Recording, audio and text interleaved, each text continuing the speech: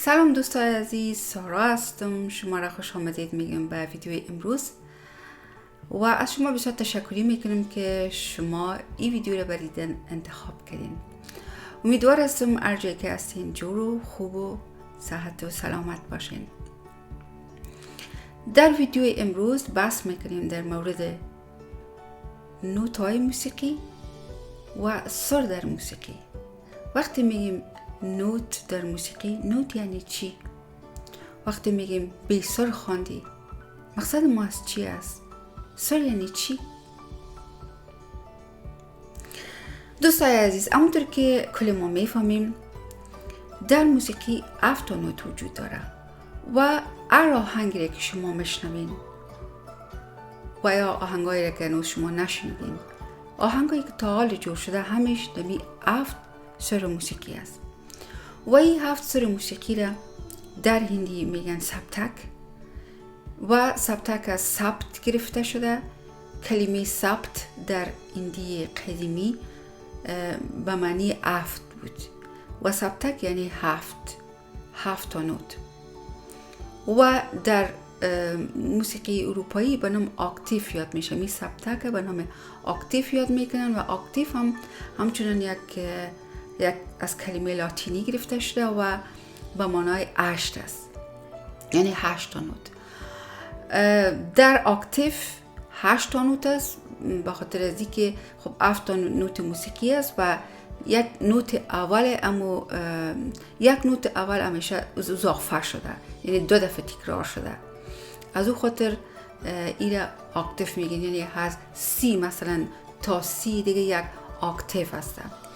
از او خاطر این به نام اکتیف یاد میشه که 8 یعنی 8، به او خاطر 8 انتخاب کردن اکتیف، کلمه لاتین که معنایش 8 سوره انتخاب کردن.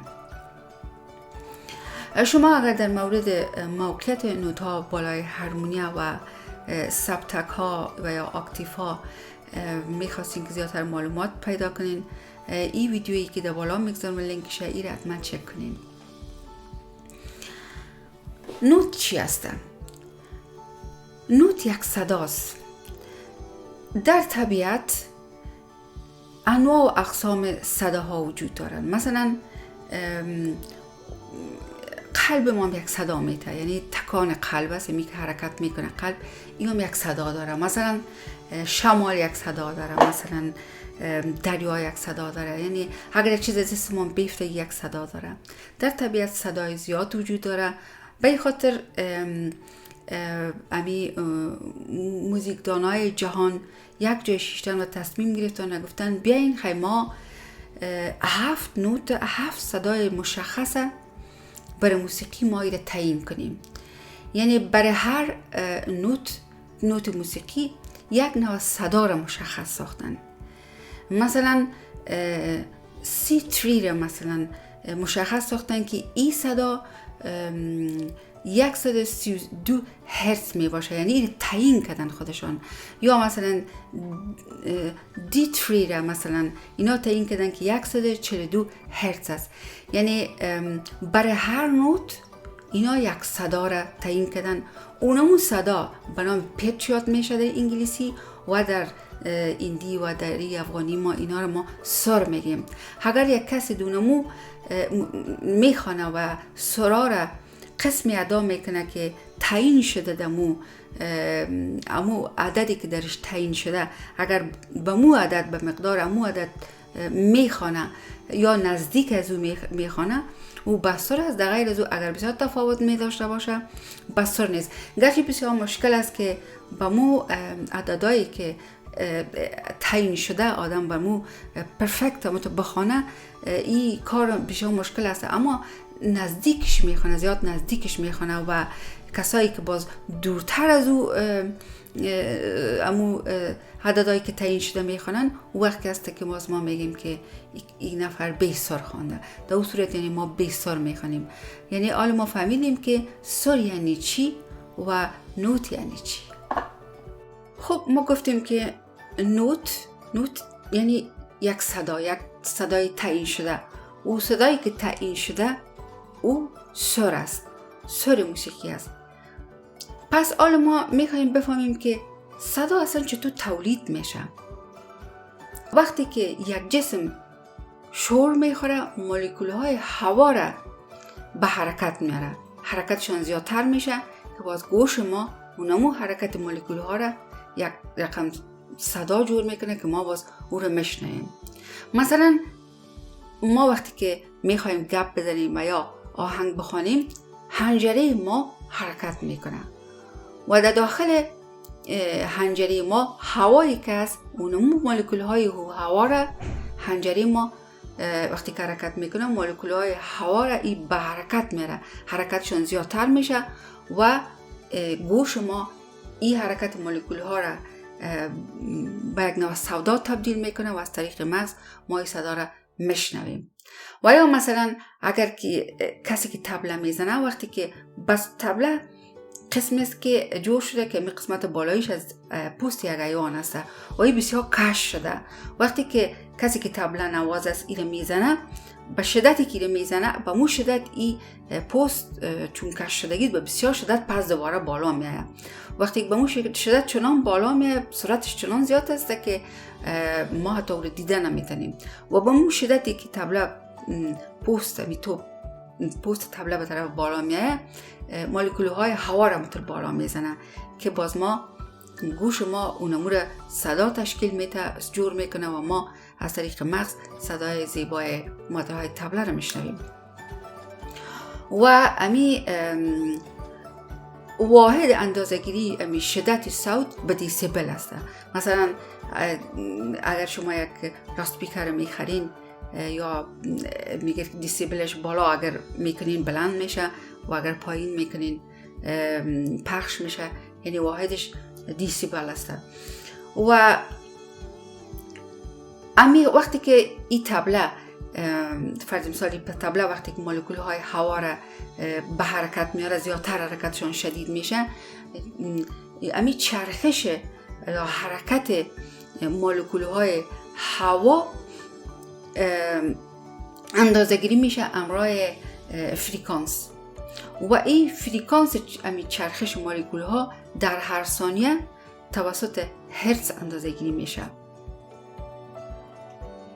یعنی اندازه‌گیری چرخش هوا در هر ثانیه توسط هرتز بیان میشه و فهمیدن از این موضوعات برای ما مهم است، به خاطر از اینکه ما اگر بخوایم که بسر بخوانیم، ما باید هارمونی خود چک کنیم. بعد از 2 ماه 3 ماه ما چک کنیم ببینیم که آیا هارمونی های ما بسر هستن، یعنی امو عددهایی که تعیین شده برشان، امی فرکانسی صدایی که تعیین شده برای هر کدام از نوت ما، آیا او به جایشان هستن. چون بعضی وقتا هارمونی ها بسر میشن و هر آله موسیقی دیگه، و ما در این مورد باید بفهمیم و ما بتونیم که مثلا توسط نوت ریکگنایزر ما این مشخص کنیم که نوت ما امی نوت های هارمونی ما مثلا بسر هستن، یعنی که اگر نبود ما باید با ایره در فکرش باشیم و ایره اصلاح کنیم و جورش کنیم. به این خاطر ما ضرور است که این مسئله را کم کم بفهمیم. و یا مثلا اگر ما هارمونیا مثلا میخریم، هارمونیای فعلی قسمی است که در 440 هرتز اینا سر شدین و ما اگر که در قسمت هرتز و فریکانسی و اینا اگر هیچ معلومات نداشته باشیم، یعنی ما میتونیم که اگر هارمونی بیسار بخریم از اول، و یا اگر که میخریم اگر بیسار میباشه اگر ما بفهمیم میتونیم برو صاحب دکان بگوییم که شما این هارمونی را مثلا بر ما بسر کنین. یعنی فهمیدن این موضوعات برای ما مهم است چون که ما را زیاد کمک میکنه. گوش انسان میتونه که صداها رو بین 20 تا 20,000 هرتز بشنود. یعنی توانایی گوش ما همینقدر است که ما صداها رو بین 20 تا 20,000 هرتز بشنویم. ولی موسیقی هایی که تا حالا جور شده بین 50 تا 8,000 هرتز هستند. پس ما دوستان عزیز فهمیدیم که نوت یعنی صدا، نوت‌های موسیقی که میگیم 7 نوت موسیقی یعنی 7 نوع صدا و این صدا یک فریکانسی های بسیار مشخص برشان تعیین کردن که اینمی فریکانسی هایی که برشان تعیین شدن اینا به نام سر یاد میشن. ما فهمیدیم که سر و نود یعنی چی. هر چقدر که حس بالا باشه نشان میده که صدای فریکانس بالا است. مثلا در روی هارمونیک شما بینید C3 مثلا فریکانسش از 132 هرتز، اما از باز وقتی که بالا میره به طرف بالای هارمونیک نوت‌های بالا در C4 فریکانس از این 262 هرتز میشه، یعنی دو چند میشه.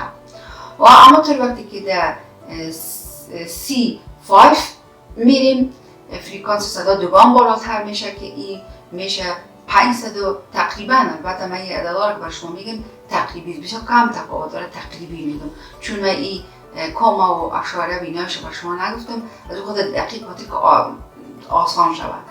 و یعنی هر چقدر که ما فریکانسی صدا بالا میره همه قدر هرتز بالا میره، یعنی هرتز بالا فریکانسی صدای بالا. جای داره دوستای عزیز که من از دوستای خوب من که همیشه مرا سپورت کردن و تا آخر ویدیو با ما بودن و تا آخر ویدیو کامنت گذاشتن و